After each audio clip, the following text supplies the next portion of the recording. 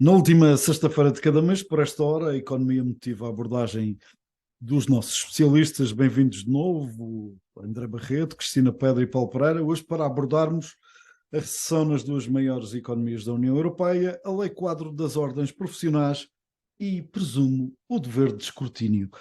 Antes, vamos aos números eleitos. A Cristina Pedra aponta para o 29.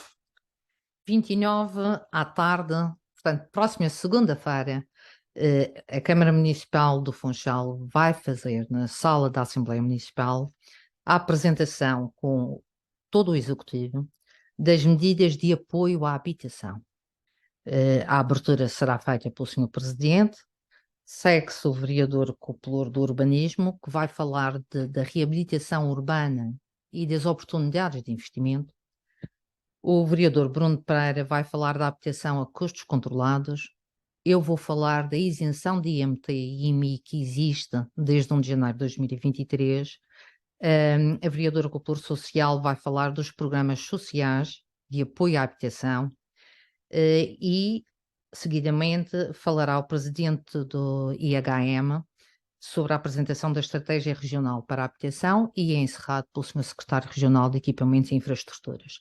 Isto mostra bem o empenho que a Câmara, o atual Executivo, está a ter para conseguirmos ter habitação no município do Funchal, que se dirija não só a uma classe média alta, mas à classe média e a todas as franjas da população que estamos todos empenhados em trabalhar em medidas para o maior problema e o maior tema do momento, que é o apoio à habitação. O Paulo Pereira partilha 200. Boa tarde a todos. O 200 vem de uma notícia que vem... Estão todos convidados. Muito obrigado. A gente ia aparecer. O número 200 vem de uma notícia do diário do início do mês de maio, que é uma estimativa que há que vão faltar até o fim de 2030 cerca de 200 enfermeiros, ou vão desaparecer por motivos de reforma, de investimento e falta de perspectivas de substituição, cerca de 200 enfermeiros. Isto não me serve apenas para alargar aquilo que é o efeito da nossa demografia prevista para os próximos anos, que é de redução da população, associada à imigração continuada das pessoas mais qualificadas. Em Portugal, no ano passado, foram destruídas 100 mil empregos de pessoas licenciadas. A Madeira há de fazer o devido acompanhamento, não há estatística sobre isto. E aproveitando também a questão de um estudo da Fundação Francisco Manuel dos Santos, que foi também publicado este mês, relativamente, dados são 2021, mas são os que temos, mais recentes, em que, em média, um trabalhador do setor público ganha mais de 684 euros por mês do que um trabalhador no privado, são cerca de 51,2% a mais que a média. Curiosamente, também houve notícia foi publicada no nível nacional, que os licenciados no privado ganham muito menos do que os licenciados no público, o que vem anular aquela tese que no público paga-se mais devido a exigências de educação maiores para entrar no governo regional. Significa que temos falta de pessoas, quer no público, quer no privado. Isto vai-se acentuar com o envelhecimento da população. Curiosamente, com o governo voltar a ter números, o governo com entidades públicas, mais funcionários nos últimos 10 anos, está no recorde, voltou ao máximo, tirando pessoas qualificadas que pagam mais, exige menos obras, foi um assunto que já falamos no outro programa, numa altura em que nós queremos que as empresas sejam mais produtivas, que sejam mais, precisam de capital físico e capital humano. Seja, temos a demografia a atacar a falta de pessoas e temos o Estado a tirar as pessoas que restam, tendo o estrangeiro. Portanto, quem é que vai ficar aqui a fazer o quê? Quando nós queremos que as empresas, a ambição que se tem de ter mais produtividade para poder pagar mais e se calhar até alargar um pedacinho mais as principais áreas de atividade da nossa economia, nesta realidade é uma preocupação que fica, principalmente quando nós sentimos nas questões sociais, é que os jovens em limite vão embora, voltam com os pais. os mais velhos vão ficando e até já começamos a não ter quem cuide deles. Já não é daqui a 50 anos, que é um problema que não é nosso. E curiosamente, estas questões no Canadá, que têm mania de seguir os países mais desenvolvidos, e desafios, senhores ouvintes, senhores e senhoras ouvintes, ou agora e senhores, de género também, a ver como é que o Canadá está a resolver esta questão com as eutanásias voluntárias a serem propostas para pobres, para sem-abrigos e para os idosos. Portanto, os países desenvolvidos arranjam sempre soluções para nós devemos adotar. Portanto, se nós não queremos seguir o que os desenvolvidos estão a fazer, temos que começar a tratar nós aqui, de alguma maneira, de enfrentar este problema. O André Barreto traz-nos 418, é um número de quarto? Ou... Não, eu não vou à telepequenino, não chega a este número. Permita-me um pequeno enquadramento antes de chegar a explicar este número. E pedindo desculpa, porque eu não trouxe os óculos e, portanto, pode-me falhar aqui qualquer coisa nas minhas calças. Se precisares. Obrigado. Eu sempre achei que este regime de monocultura turística era um dos nossos maiores problemas económicos, agravado pelo facto de, ao mesmo tempo, termos trabalhado a questão da educação na perspectiva do quanto menos informado, menos reclame. Como se sabe, muito especificamente na hotelaria, e ainda mais na hotelaria de outro tempo, não se exigia mão de obra muito qualificada, menos ainda isso sucedia na construção civil, pelo que as escolaridades baixas serviam dois propósitos em simultâneo, com a tal consequência da monocultura. Cada vez que havia um abano, uma crise económica no mercado de origem, uma intempérie ou erros de gestão nossa, fosse ao nível do produto, do transporte ou da promoção, e lá seguia o ano económico da Madeira por água abaixo.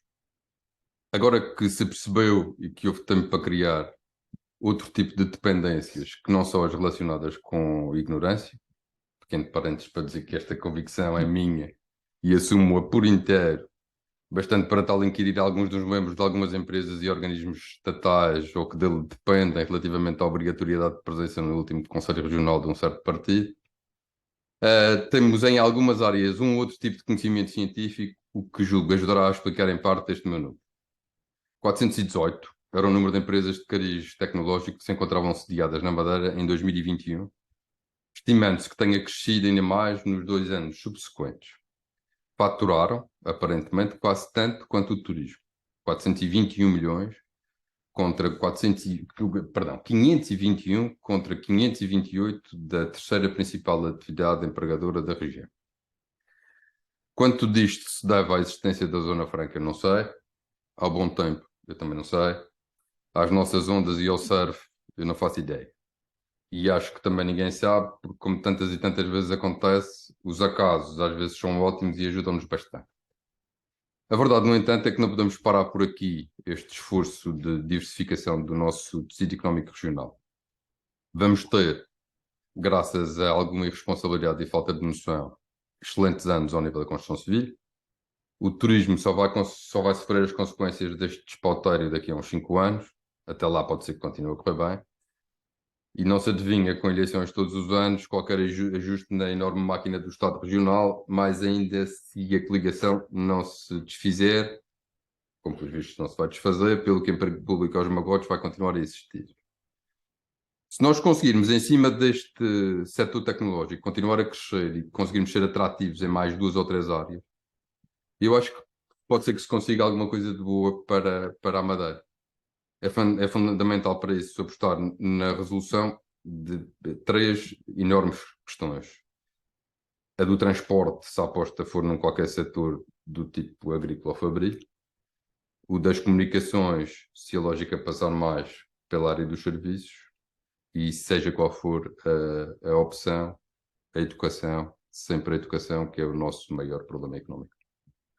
Estão assim partilhados os números deste mês, um mês de maio, onde, como se sabe, nem tudo foram milagres, apesar de notáveis feitos empolados regionalmente, como mais alguns recordes no turismo, baixas no desemprego restado e afins. Houve também celebração, festa e louvores em torno do empresário e ainda se fazem, por exemplo, várias contas relacionadas com o futebol, nomeadamente quanto a títulos e a manutenções. Mas nada disto é para aqui chamado, até porque na ordem do dia, neste fecho de contas, vamos falar de outras coisas. A Cristina propôs a lei quadro das ordens profissionais e vai explicar-nos porquê. À partida seria um assunto de menor importância, mas foi publicada a Lei Quadro das Ordens Profissionais, que agora terá os reflexos e impactos nas diversas ordens em concreto.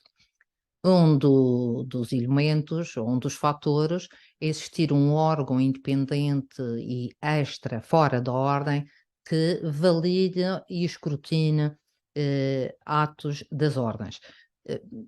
Há aqui, todas as ordens estão contra, depende do modelo em que for feito. Para mim é uma auditoria como qualquer outra e temos que viver com elas, agora que sejam realmente pessoas que pelo menos percebam o que vão escrutinar. Agora, não posso deixar de me associar à bastonária da Ordem dos Contabilistas Certificados e a todo este conjunto de 70 mil profissionais, mas os próprios empresários, quando vejo que o Governo da República comunicou, aparentemente sem qualquer contacto prévio e reunião prévia com a Ordem dos Contabilistas Certificados, uma proposta de alteração do Estatuto Profissional que pura e simplesmente acaba com a profissão. E acaba com a profissão ao referir que acaba com competências exclusivas. Ora, o objetivo do Conselho de Ministros da passada semana é a assinatura do contabilista certificado não é necessária nas declarações fiscais das entidades com contabilidade organizada e sejam elas públicas ou privadas. Isto é completamente inaceitável. Há 30 anos, Sousa Franco pôs em funções e começou com ele os primórdios do Estatuto, mas vejamos porque é que não se concorda. Há más alterações, nomeadamente a extinção das regras de acesso, das normas que determinam a inscrição, portanto, por exemplo, ter a licenciatura, fazer um exame de admissão, que até é bastante rigoroso, assim como extinguir de forma generalizada competências específicas como planeamento, elaboração, reconciliações totais. Bem, eu sou do tempo que não havia ainda estatuto. E, na altura, muitos empresários não entregavam e não estavam obrigados a entregar os extratos bancários. Ora, hoje, de qualquer contabilista certificado ou profissional que se digne com o mínimo de respeito não ter a reconciliação total das contas, quanto mais a reconciliação bancária. Portanto, há aqui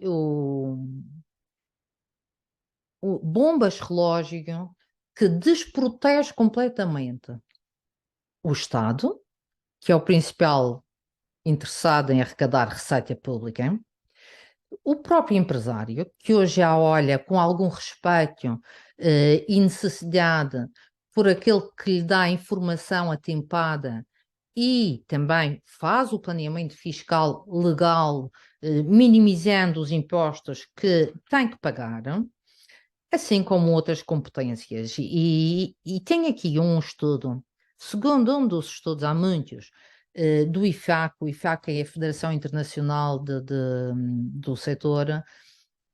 500 contabilistas certificados por cada 1 milhão de habitantes leva a um aumento de 10 euros no PIB per capita do país, em média.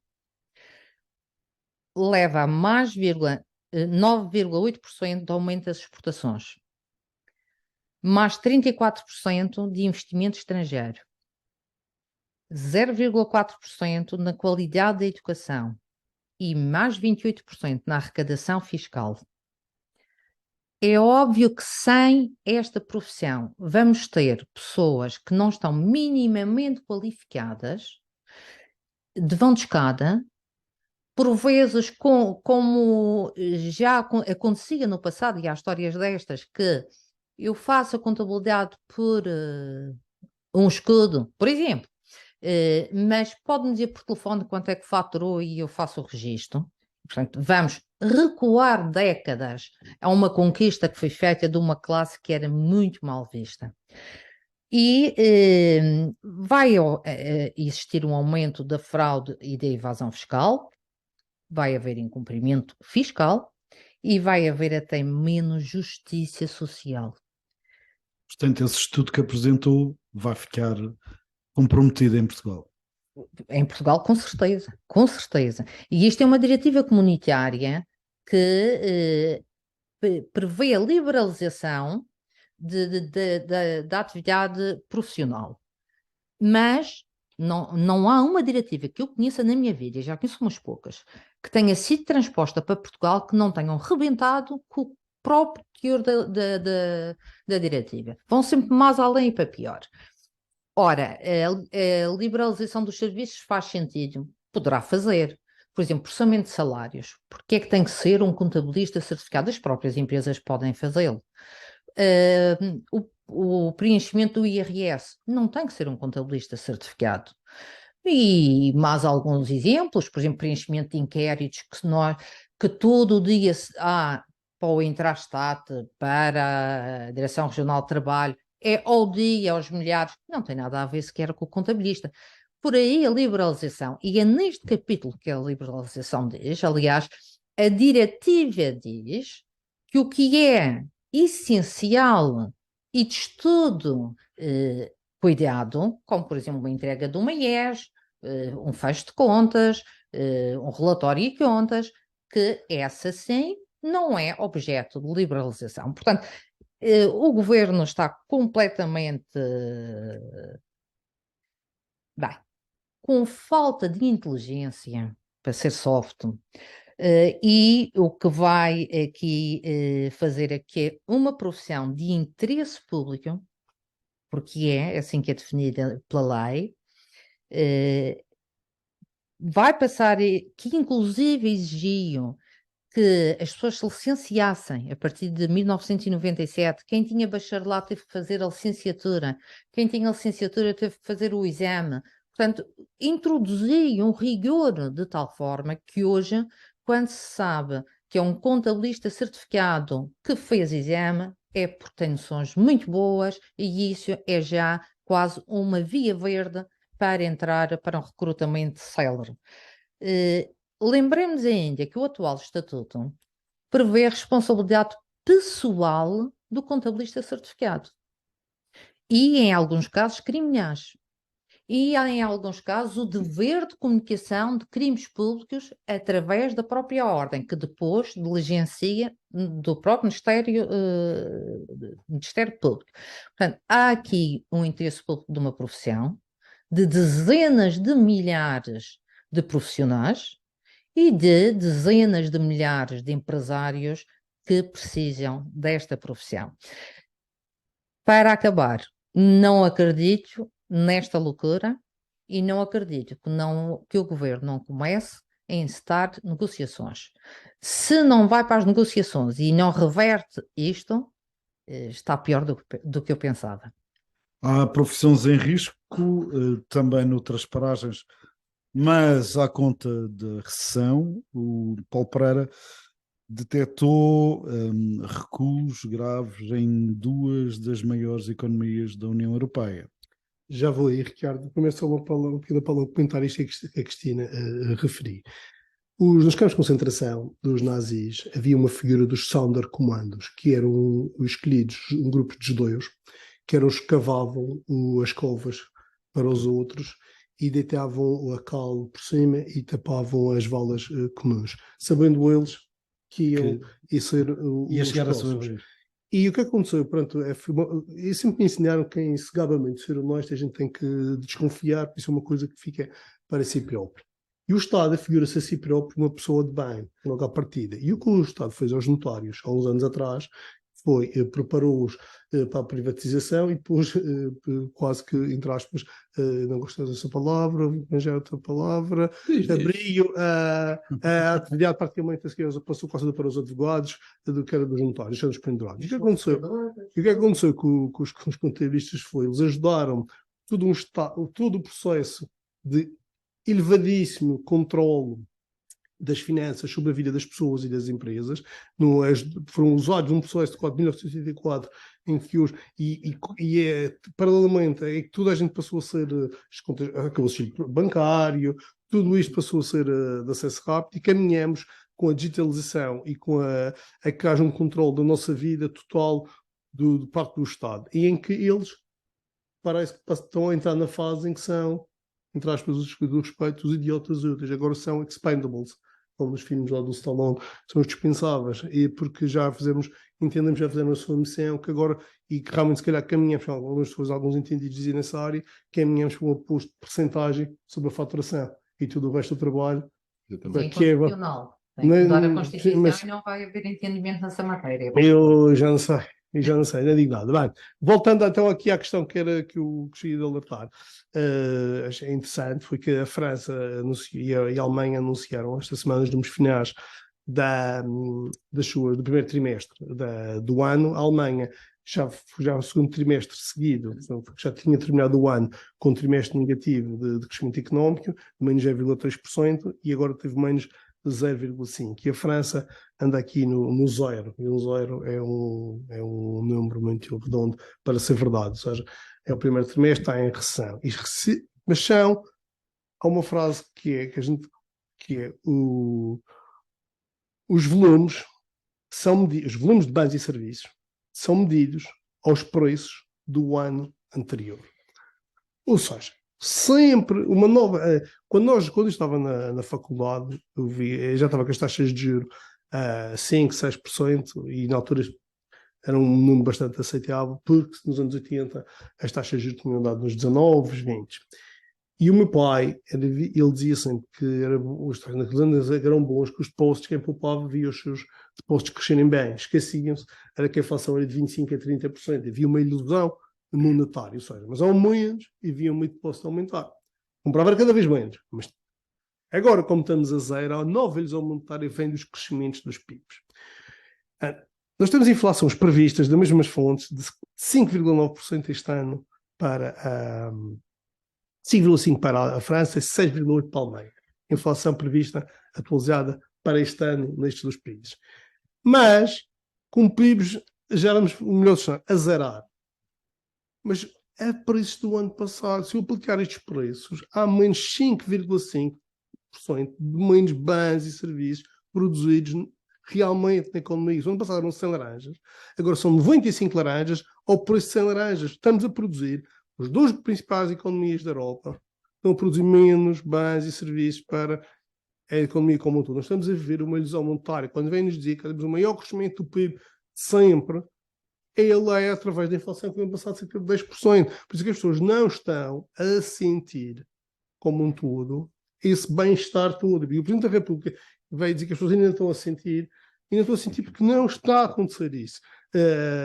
Nós temos que crescer mesmo muito mais, temos que crescer realmente acima da taxa de inflação. E acho que estamos, pelo menos na Madeira, não sei como é que estão os números, porque os números têm sempre algum delay, e parece-me que as coisas poderão estar a correr fruto do turismo, sinceramente, bem. Não sei se estamos este ano passado também fruto do nominal, do efeito nominal da inflação. Este ano não sabemos, mas tudo indica que estamos a crescer bem, não sei se em termos reais, ou acima da inflação, que é o efeito realmente do turismo, que nos leva a esta eventual fragilidade. E o André, a pessoa está ligada ao turismo aqui há mais anos, sempre que havia problemas nas economias alemãs e principalmente as economias, haviam anos maus aqui, como eu referi na sua primeira intervenção. E há de facto uma alteração devido aos transportes, há de facto a questão de nós, Madeira, temos umas circunstâncias específicas, entre elas o facto de sermos pequenos, temos uma oferta limitada, mas atenção, nós não sabemos, o ano passado temíamos que a inflação, e até o secretário do Turismo disse na Conferência Nacional do Turismo que a única dúvida que ele tinha perante o sucesso deste ano era o impacto, que era desconhecido, que a perda de poder de compra que a inflação ia ter nos mercados emissores, as pessoas iam poder ter algum de sobra para viajar. Felizmente, estamos praticamente a meio do ano, por esse efeito não está a ter. Agora, se esta situação continuar, vai haver menos gente empregada, como tu referias, Ricardo, e a ganhar menos nos principais mercados emissores e motores da Europa, que assim se contagia pelos outros estudos. Portanto, otimista sim, mas com alguma cautela perante estes dois sinais para uma economia como a portuguesa e a madeirense, que são altamente abertas ao exterior. Fica esta análise que nos transporta para o escrutínio proposto por André Barreto à déficit a este nível. Eu vou deixar a conclusão para vocês. E Vais dar cenários. vou contar episódios. Temos uma novela, então. Temos, evidentemente mal conseguido, até porque fui o que eu pensei,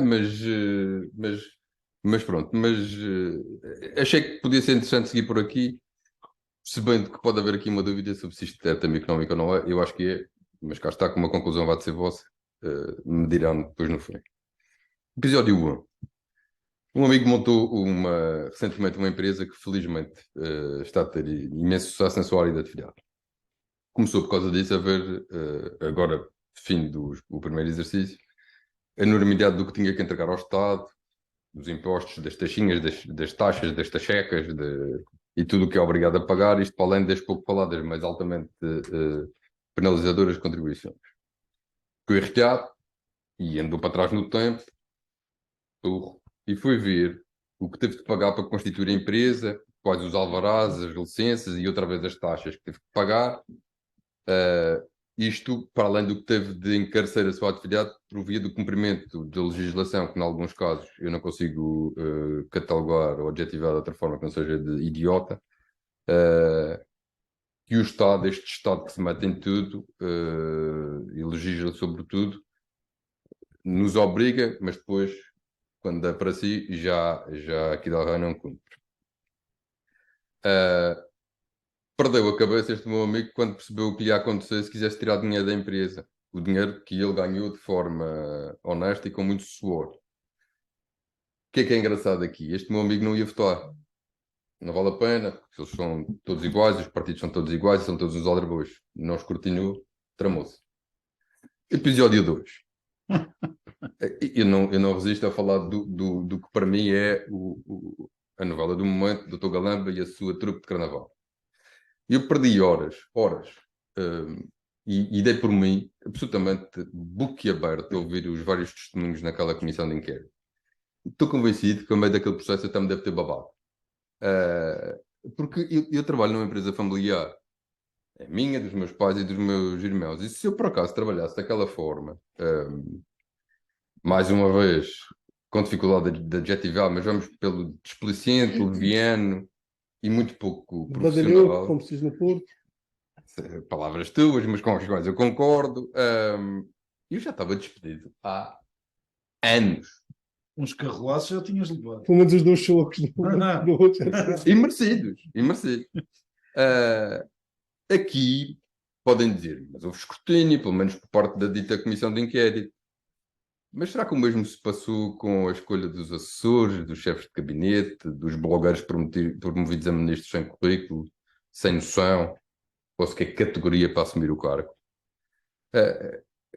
E eu gostava de fazer notar, porque vejo muitas vezes esta tentação surgir daqui, deste lado. Era melhor não jogarem pedras para o telhado do Dr. Galamba, porque se for para nós falarmos de assessores, chefes de gabinete e outros cargos de confiança política e respectivas escolhas regionais, e não sei se o Dr. Galamba não passa a parecer um estadista. Mas enfim. O que é certo é que repentinamente quem ficou transformado em diabo incompetente foi um tal Dr. Frederico Pinheiro, que pelos vistos tinha a chave da casa de banho do dossiê de TAP consigo.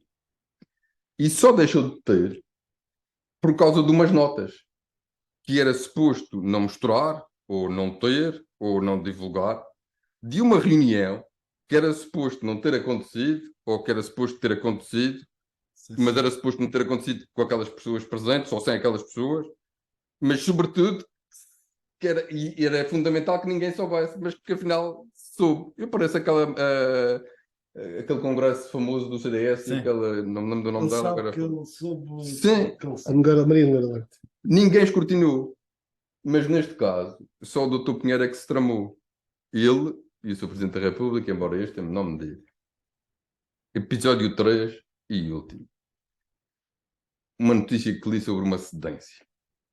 Não sei quantos mil metros quadrados doados gentil e graciosamente à cidade, à nossa cidade, Cristina, por parte de um promotor imobiliário que permitirá a criação, estou eu convencido, da nova Amazónia naquela zona do Funchal. Depois do novo Dubai, a mim parece-me apropriado. E não é por nada, mas andando para trás, eu acho que já vi isto antes, num projeto que, por acaso, mera coincidência, ultrapassou em mais do dobro o índice de construção máximo permitido para nós, como dos mortais, aqueles que, pelos vistos, não cedem grandiosos espaços verdes à região. Eu, claro, que tenho a certeza que este raciocínio relativo à doação, sem qualquer retorno ou contrapartida, é, da minha parte, absolutamente injusto. Será, claro. Eu fiquei a pensar porque é que quem deu a notícia, Ricardo, não foi vir e escrutinar um bocadinho o projeto apresentado, a ver se por acaso foi mesmo tudo assim, transparente e sem do acaso. E por falar em acaso, e para me calar, por acaso alguém sabe se aquele projeto do Toco sempre vai ser retomado, como eu ouvi falar?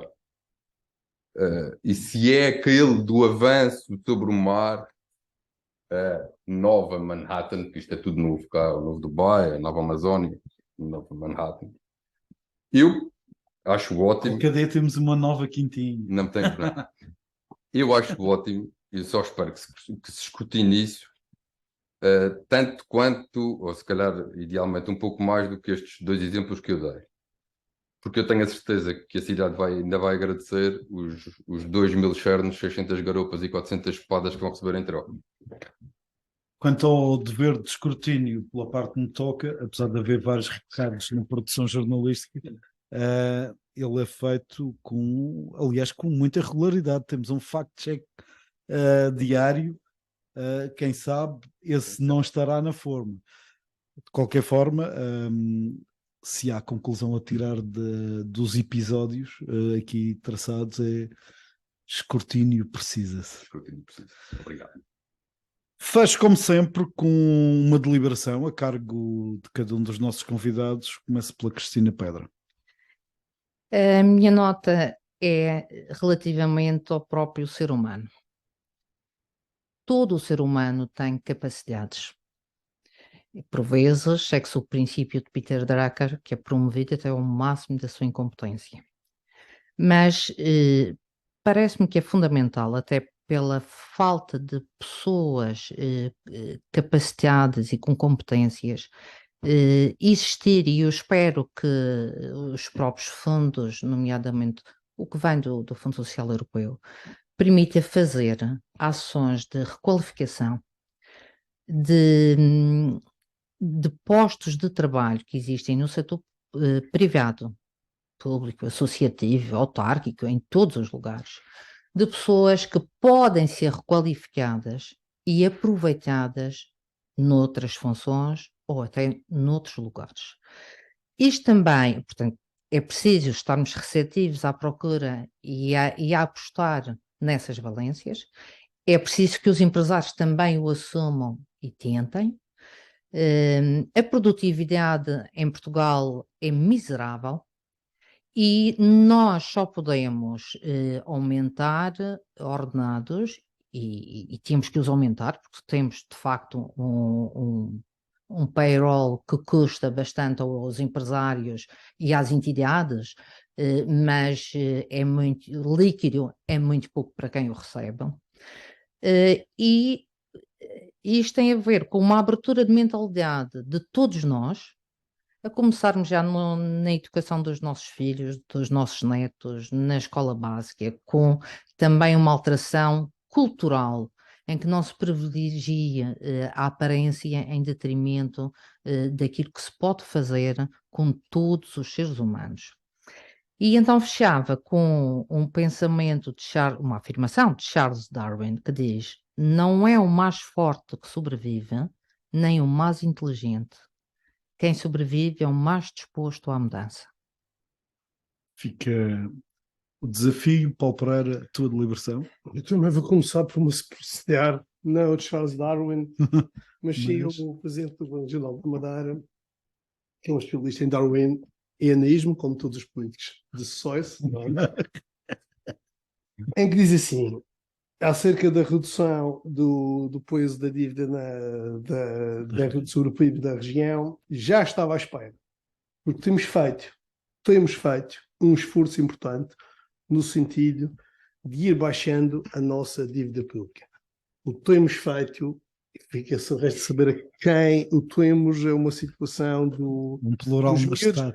Os miúdos vão dizer, este bolo é meu ou este bolo é nosso, porque está dentro do conceito, eu estou dentro do nosso. E não sei a amplitude de quem, se é o governo regional que tem feito este esforço, ou se são os madeirenses desde que foi assinado o PF, em que a medida mais dolorosa para o nosso nível de vida, que foi o aumento do IVA em 2011 de 16% para 22%, nunca foi reposto e nunca vai ser reposto.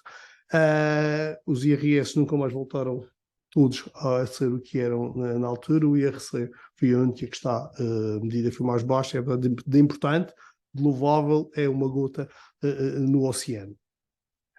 O facto do governo regional não estar a gastar tudo o que pode, entrar para tudo o que arrecada, num ano recorde de receitas de impostos causado pela inflação, porque fez todos os produtos ficarem mais caros, os 22% do IVA ficaram sobre uma parte maior, as pessoas subiram de escalões, estão a ser todas mais remuneradas, de haver mais receitas, quer cá, quer lá.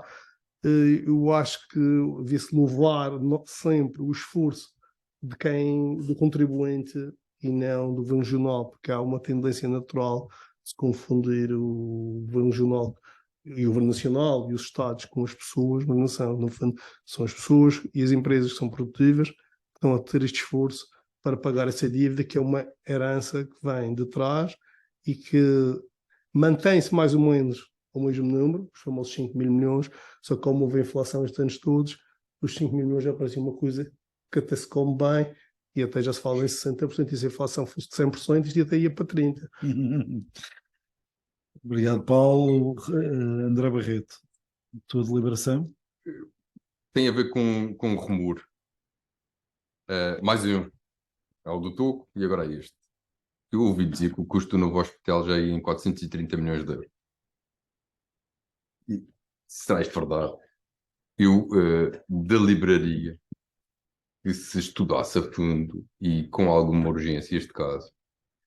Mas eu também sei que politicamente tem uma queima, escalda e ninguém vai querer pegar nele. Tão cedo. Não vai pegar nunca. Ninguém. Eu estou farto de dar o mesmo exemplo. Em Évora está a construir-se um hospital que serve uma população de 500 mil habitantes e que custava, na altura em que o nosso custava 330 milhões e este custava 150 milhões.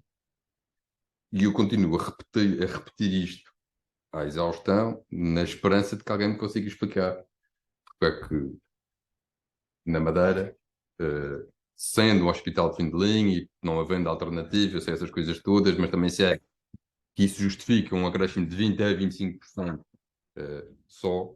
Como é que um hospital que serve 250 mil pessoas custa mais do dobro e agora quase o triplo do que um hospital que vai servir 500 mil pessoas.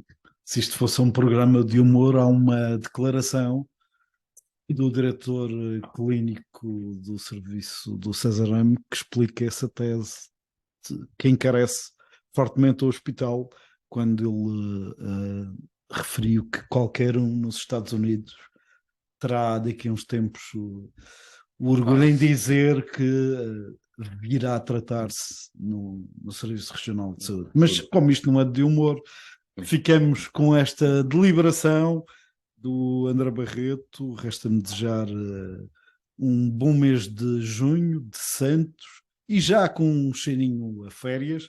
Aliás, voltaremos antes das férias de todos, na última semana de junho, para já em pleno verão fecharmos a conta e as contas desta temporada, sendo certo que este painel irá ser convidado no próximo segundo, aí está, feito o convite, para estar connosco na noite eleitoral, seja ela quando for, se calhar num outro espaço e num outro meio. Fica a conta deste mês. Bom fim de semana. Bom fim de semana. Bom fim de semana.